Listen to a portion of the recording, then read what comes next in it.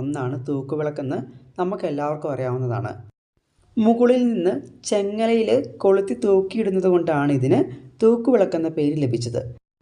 ക്ഷേത്രത്തിൽ ശ്രീകോവിലിന് ചുറ്റുമായും അതിനോടൊപ്പം തന്നെ ശ്രീകോവിലിൻ്റെ ഉള്ളിലും വിഗ്രഹത്തിൻ്റെ പ്രഭ കൂട്ടുന്നതിനുമായും ധാരാളം തൂക്കുവിളക്കുകൾ തെളിയിക്കാറുണ്ട്.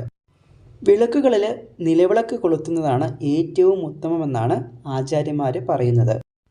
ഇതിൻ്റെ കാരണം ത്രിമൂർത്തി ചൈതന്യവും സകല ദേവതാ സാന്നിധ്യവും നിറഞ്ഞു നിൽക്കുന്ന വിളക്കാണ് നിലവിളക്കെന്നാണ് വിശ്വാസം. നിലവിളക്കിൻ്റെ അടിഭാഗം ബ്രഹ്മാവിനെയും തണ്ട് വിഷ്ണു ഭഗവാനെയും മുകൾ ഭാഗം ശിവനെയും കുറിക്കുന്നു. കൂടാതെ നിലവിളക്കിലെ നാളം ലക്ഷ്മി ദേവിയെയും ഇതിലെ പ്രകാശം സരസ്വതി ദേവിയെയും നാളത്തിലെ ചൂട് പാർവതി ദേവിയെയുമാണ് പ്രതിനിധീകരിക്കുന്നത്. ഇതിനാലാണ് ശരീരശുദ്ധിയോടെയും ഭക്തിയോടെയും